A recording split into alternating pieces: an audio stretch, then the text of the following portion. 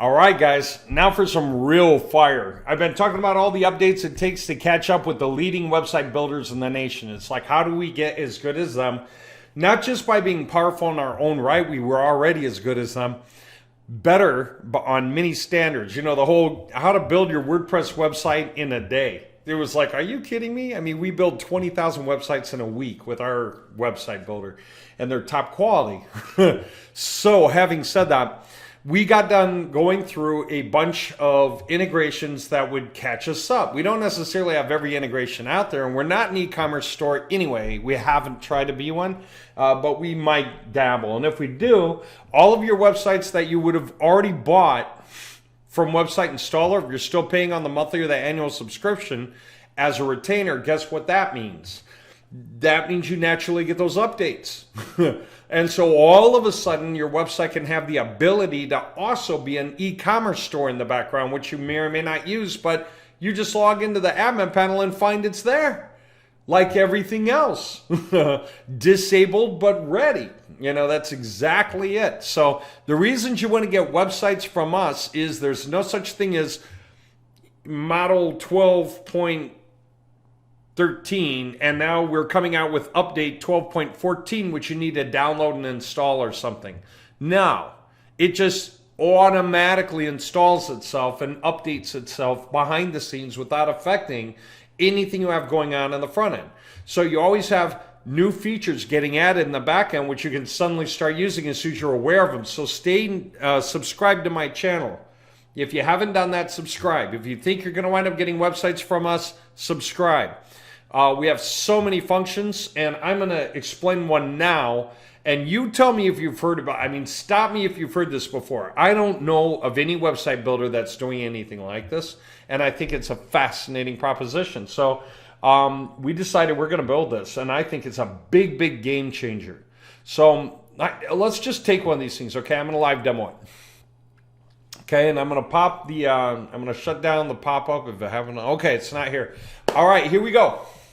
This is a big old website, okay? And it's a big old web page. And this is written with SDS content, so nothing particular here yet. It's neat. It gets traffic. It's great. Google's going to say a lot about this website. It's done incredibly well. It's got external authority links going to real places that are quality. And that's part of what makes a website like this rank higher on its own Steam is because of that. Okay, it's got unique images that we created that do not exist out there anywhere, and it's got quality YouTube videos that have thumbs up and thumbs down, but they're popular. They get traffic better than maybe your videos. And so the fact is, but of course you can always replace the videos with yours when you make the order. These videos will get replaced with the ones you put in on the order form. Believe it or not. Click here's can go anywhere you want. Where do you want the click here buttons to go? When you fill out the order form, change where the click here buttons go. Totally fine. Okay? How's that for nuts? Anyway, we made all those things available and optional and so on. What's one of the biggest challenges though? It's this. If you're using visitor tracking and you're logging in and checking it out, you're going to see a bunch of hits to your site. But you're also going to see a bunch of bot hits to your site. And that means it could be friendly bots. It could be bots that are just a little too aggressive. It could be hits from China, bots from Baidu.com or from Russia. There's a prlog.ru. There are these places that just bombard the internet, scraping information, gathering it for their own uses, their own reports that they put out to their own people, their own subscribers.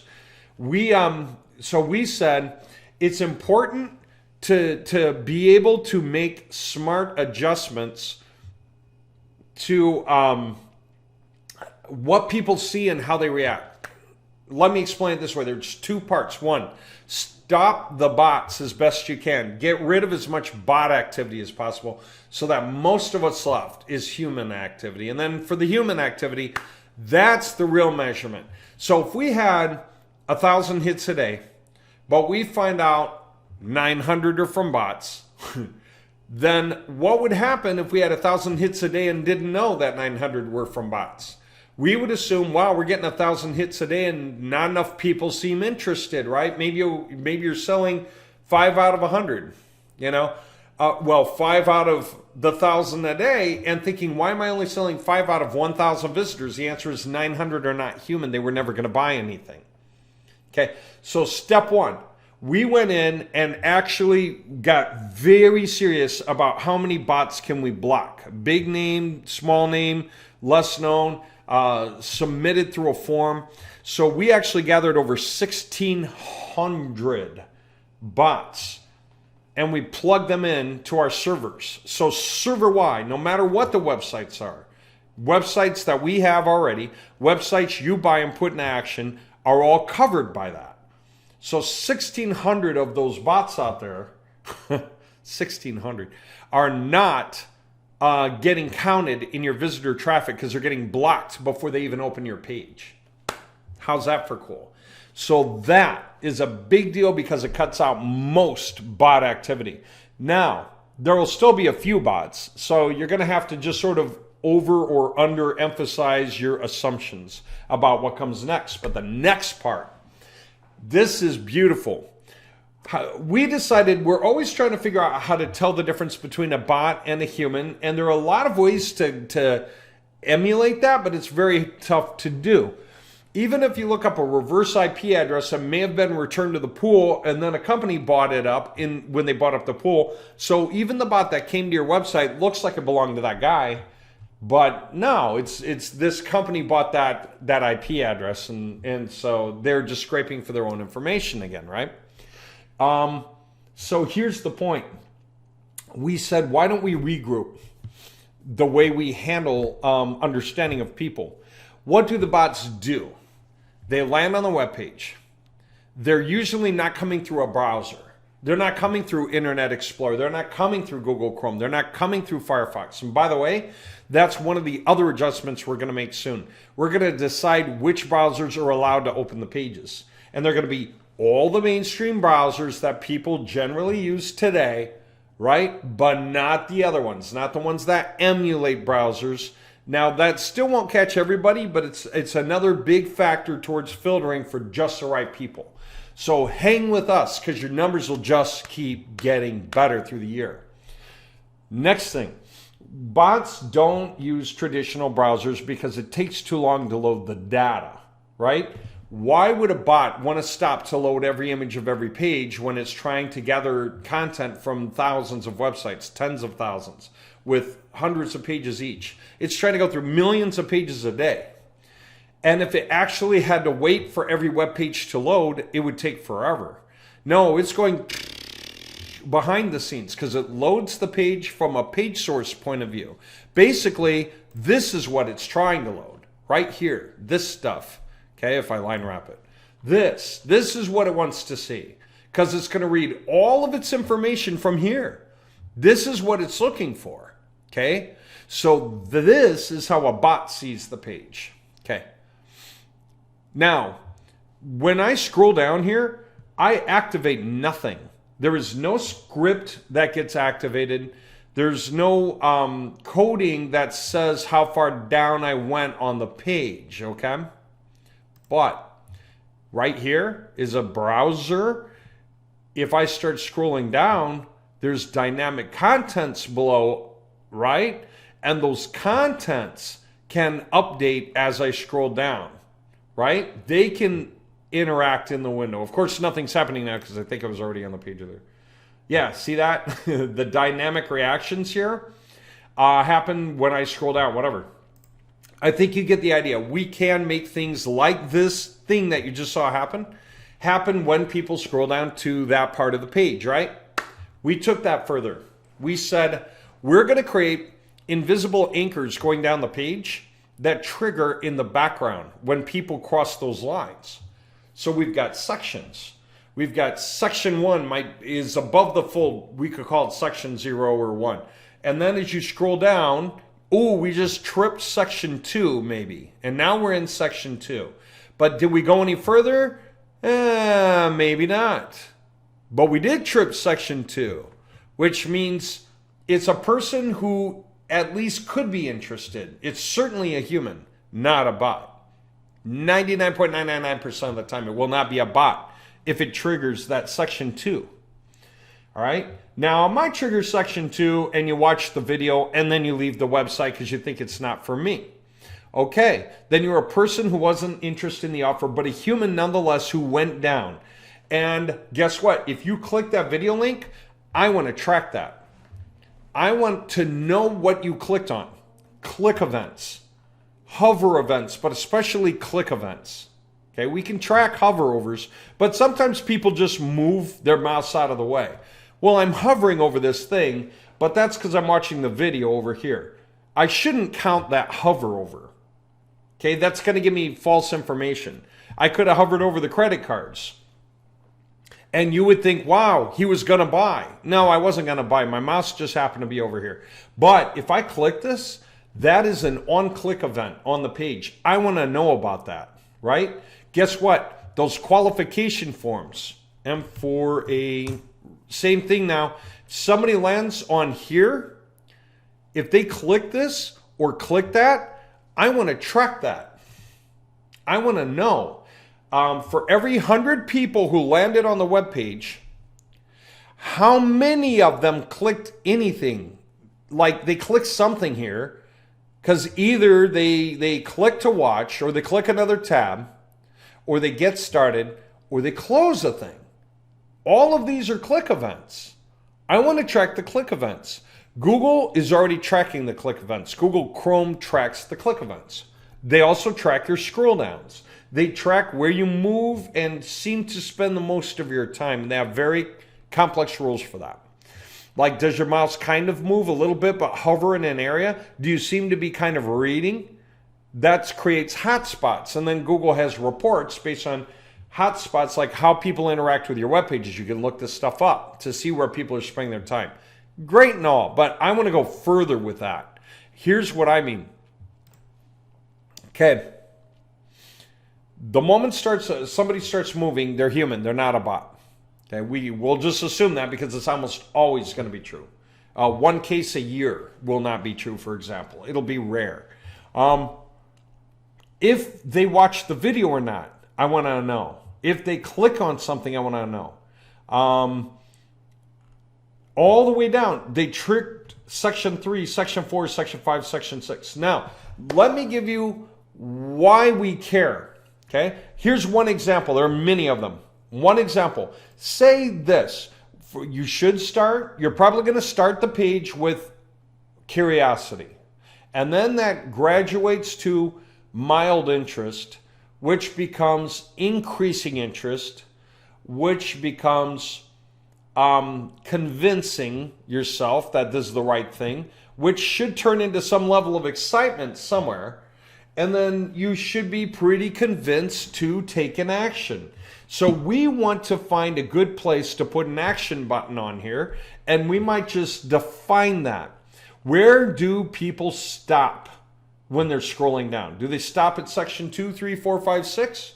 Well, let's say theoretically, they go to the bottom of the page by the time they're done, and they're really excited by the time they get to the bottom of the page. Then down here somewhere at the bottom of the page is where we want to insert this bit about join our newsletter. Okay, let me be clear. All right, I just want to be clear. See this? Subscribe to our newsletter with whatever it is. It could just be an email. And this should make some kind of really good point about why you want to subscribe now. But the point about why you want to subscribe now is based on this idea that you read that far down and you are interested, so you're ready for the coupon code, to get the thing, right?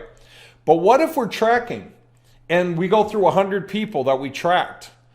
Okay, we set the timer. We say we want to evaluate 100 interactions. And we evaluate those 100 interactions. And we find that mainly people only scroll down to like section 3 or 4. 4.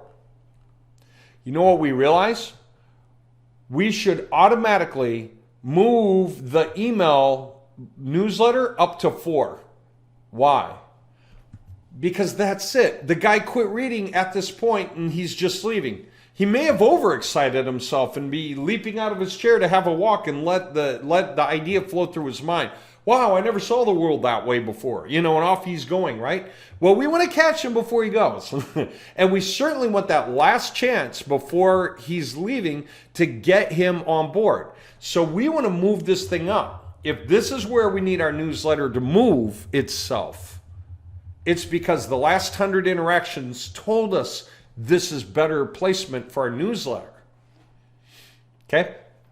Then it's going to reset the timer again for the next 100. Now, in the meantime, we do stuff with the pages. We kind of rewrite through the contents, maybe change the videos out, change the images out, who knows what, move things around, or some of the other pages that lead people here are warming people up better, and now they're more excited. Who knows?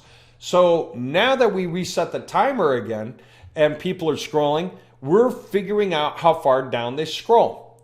Well, what if they scroll even less far down? Exactly the wrong thing. I'm making the point for a reason, right? So, okay, our newsletter should move itself up higher. Okay? Because we're trying to increase the on-click events in the newsletter, and it's got to be in the range of where people are going on this page, right?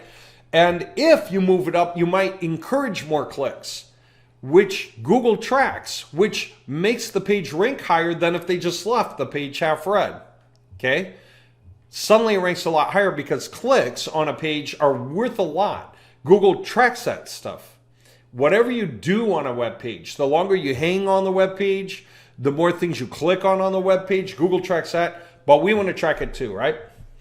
Now, what if we go back through and make another big change based on what we see, and all of a sudden people are skipping our newsletter because they keep reading, they're excited, and they get all the way down here, and then they run off thinking their thoughts, and we lost them. Why? Because our newsletter was too high up in the air. And so we need to move it back down, right? In other words, we need all of our living actions to correlate with each other, okay?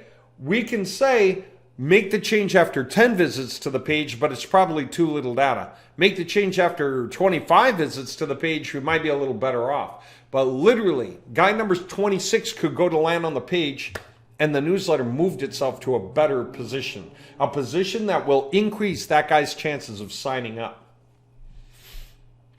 Have you ever heard of a website builder that you can get your hands on that does that? That lets you determine what the marker is and the percentage. How many people do you expect to sign up out of 100? 1, 10, 5? Be realistic with your numbers, right? But that's another measurable, isn't it? First measurable is just how far down the page do they go? That's where we're going to move the newsletter. It has nothing to do with how many people actually signed up, but we get to track that too. Okay, so this thing can self-correct and watch its numbers. That's one thing. I'll give you another example. And again, I've never heard any website builder actually do this consciously. I've heard variations. The idea of a co-op or something. Rotating through URLs, a URL rotator, but I've never heard this idea.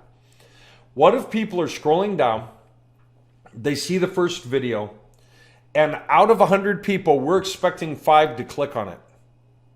Okay? But no, 2 people click on it. What are the rest of the people doing? They keep scrolling down. Okay, fine, they're reading. They're reading. But maybe they do or don't click the next video. What's the point though? The point is, our video's not doing a good job if people are skipping it. Our top video, where it is. So what could we do? We could try another video, couldn't we? So what if in the background we have this repository of video links that are different videos that are, similar quality, but hit the point with a different angle, right? That means out of 100, if we got at least 5 or more hits, keep it that way, because that was our target. But if we get less than 5 hits and we missed our target, swap to the next URL down, the next video URL. So for the next guy who lands on the page, they're going to see another video, and we're going to reset the timer. We're going to start clocking that. So for the next 100 interactions or 50 or 25, we're going to see how many people watch that next video. right? Isn't that neat? We can actually do those in parallel, unrelated. The email form can move itself while the videos can adjust themselves on their own timers. One can check every 50 visits to the page. The other can check every 25 visits to the page, and they can independently make decisions what to do. And so the video thing can just loop through it looking for the best number and then go with the best number by the time it's done with the list you provided, which means you also have time to add new URLs to the list so that it can go, okay, I don't have numbers for those yet, so I'm going to try those out if I'm not hitting my mark. And you could raise the mark if you want to force it to go through the new videos. How's that? How many things do you think we can think of that work that way? We can track whether people click this button. And when they land on the next page, I don't even know what the next page is going to be. Okay. Happens to be the same page.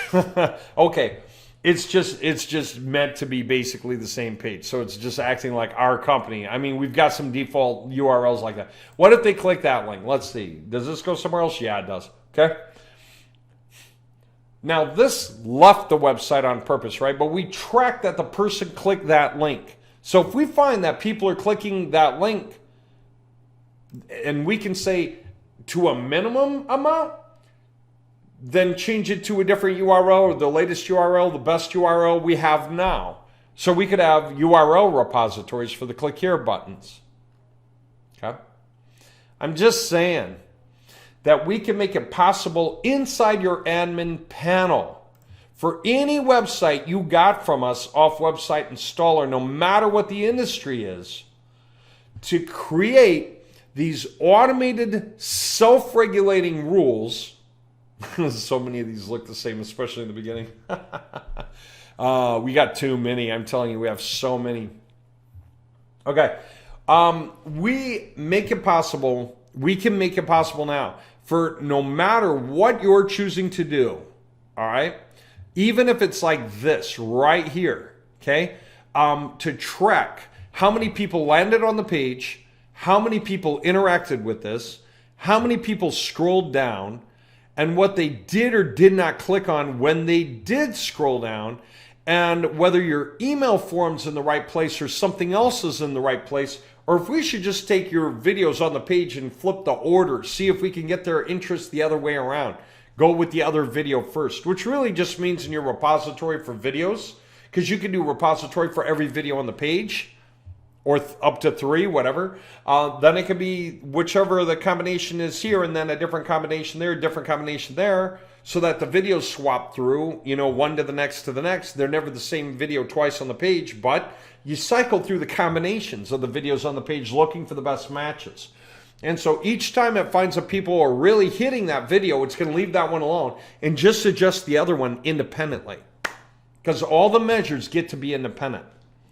Isn't that neat? So what if you can see the report just by logging in your admin panel and looking at how it's performing?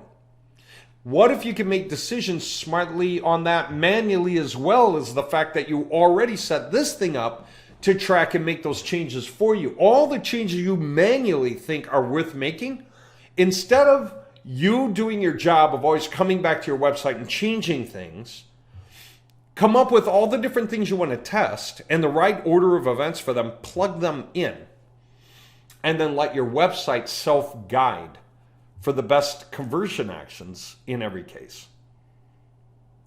So then just come back after a while, whether it's doing well or poorly, and see if there's some other choices you want to make based on the data you see, because you're going to be able to see it. How many page hits total?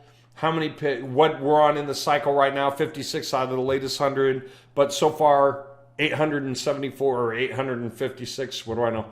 And what happened? How many times each video was clicked in each case? How many times a video was swapped? Which video got the most clicks, etc. You'll be able to see this kind of thing. Which video we're on now in this cycle and how far we got so far. Isn't that interesting? Because this way, you can guide your website to guide itself to become the most converting possible. What if we made it possible to swap color schemes? And we kind of do, but that's just it. That's what I want to say. It is possible for you to make all these decisions you want to make. What if you find a certain design of click here button gets clicked more often than another design of click here button? I don't know why. If we can actually sort of isolate that in our tests and know that that was the answer, then we can come up with different button options and have it cycle through them to see what's getting clicked on the most. And the wording on the buttons, right? What if you said you wanted to say learn more, visit site, contact us, browse more, whatever's getting clicked on the most, switch to it, right? Have it do that thing that it does. Contact us goes to the Calendly or whatever, the contact us page. Book a session goes to the Calendly. Browse our catalog items goes to the catalog, or whatever it is. Join our newsletter to get the coupon code. Get the coupon code. And so whatever people are reacting to the most, all the roads are going to lead to Rome. You're going to bring them through the catalog to try to get them over there in your newsletter, if and when they're ready. You're trying to give them the coupon code on their way to the store. You're trying to get them to watch more videos on YU, or who knows what. And so your site is regulating what it's going to do. Could we even have it regulate which pages? If people are never clicking on that one, but they're always clicking on this, can we swap the order? Yeah. What if, since no one's clicking on this, we try a totally different alternate page from a repository?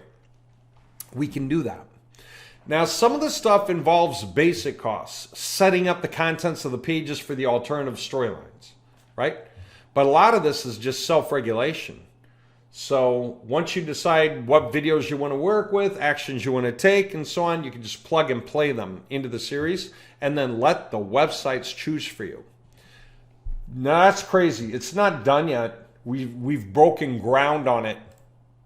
But what it means is any website you buy today from Website Installer, or any project you get from us manually where we're doing your work for you, or even the DML positions, right? At Decrypt My Leads, if you go to Decrypt My Leads and you claim a position, for those of you guys who know what this is all about, and you select like real estates, because this is hot, this is really where you should go. It's expensive, but it's so worth it. And choose yourself an area to capitalize on, okay? Now, for those of you who say, I can't afford that much, that's okay. There are many options that you can go after. One of them is Roof Max, a lot cheaper. The less the population, the cheaper it gets, okay? More the population, the more expensive it gets, but hey, it's also more rewarding. So it's really, what do you want to go after? But we have all these options now. And all the websites we ever create for any of these projects, guess what? They get updated just as liquidly, just as fluidly from the background as websites people get from Website Installer. We have so many thousands and thousands and thousands of website projects out there, probably a few 100,000 that are live right now. They all get auto-pushed the updates that we want to put out, except for whichever ones we keep off the list, because we need them not to have the updates. Maybe we're testing some other stuff. If there was a reason why you didn't want the updates, you tell us to be on the do not update list, say. Or if you quit paying for upgrades, you'll lose future upgrades. We'll move you to a did not pay list, right? So even if you get to keep your website for the rest of the year anyway, for hosting and stuff, it just loses the right to the upgrades. It does allow you to have the fluency to spend more, spend less, sure. But you want to keep up, especially with monthly updates and stuff. You know why? We even do things like refresh contents by the month on your pages for you. If you want, if you're in the normal retainer cycle, that means that we do that. So then when Google comes back through your pages, it goes, oh, you've been updating them. Okay. So if we're in there every month, your pages get stronger and stronger and stronger. Some people ask me, aren't you supposed to create more content to a page? The answer is no, not necessarily. You've probably heard of the guys say test different page titles. Okay, so you might just go into your page title and change it to see what Google thinks of that. Well, Google sees you change the page, so Google knows you're interested. Google knows you're ready to answer the phone or pick up the form if someone submits it. So Google says this page is still in play. There's a human behind it doing things to it that are humanly. Okay? So we can update your page titles for you. You don't have to. We can rewrite through a paragraph for you on a page. We can update an image, change it. We can change out some of your YouTube videos for you for things that we find other projects are getting really great stats on. Because here's one great hybrid that we can use to benefit you too. We can download the reports across all the websites within each industry and each location and see what combinations of things are working best. And then we can rerun that out through you guys. Now, those of you who say, I want to be outside that loop because I'm really gung-ho to compete, you're going to want a private project, and we'll specify that your data is yours, not ours, which means we don't get to use it to influence other websites. But for everyone else who's in the common group of just paying the normal monthly or the normal annual, then they're all benefiting from the fact that their sites are being made better, right? I've had guys say, doesn't that make them all too much the same? No, there are a lot of reasons why. I'll break it out in a webinar sometime, but there are just so many other factors at play. First of all, we have tons of templates. Google's going to see that differently. Second of all, we make sure nothing's plagiarized. So that's part of the operation, is that every website's already got a very unique fingerprint. They have their unique images, their unique storylines, their unique number of paragraphs and headers and images and videos per page and topics and stuff, and in their own city. So whatever it is that we do that improves, the idea is it is still just painting a tiny piece of a fingerprint. Literally just like etching or outlining a couple of items on a fingerprint. Maybe a couple of others, but the fingerprint is still totally unique. Okay? But the changes that we make are the objective betterments that we see across a stack, right? So that's why you guys want to be in on things like that. You get to watch your website learn and react on its own to become stronger over time. This is new stuff, ladies and gentlemen. This is stuff we never did before. This is stuff we never heard of before. It's stuff we're building now. We think it's pretty revolutionary, and we think it's going to massively impact an already incredibly powerful system. By the time we're done, this is going to be just hugely beneficial. Okay. Hope you find it interesting.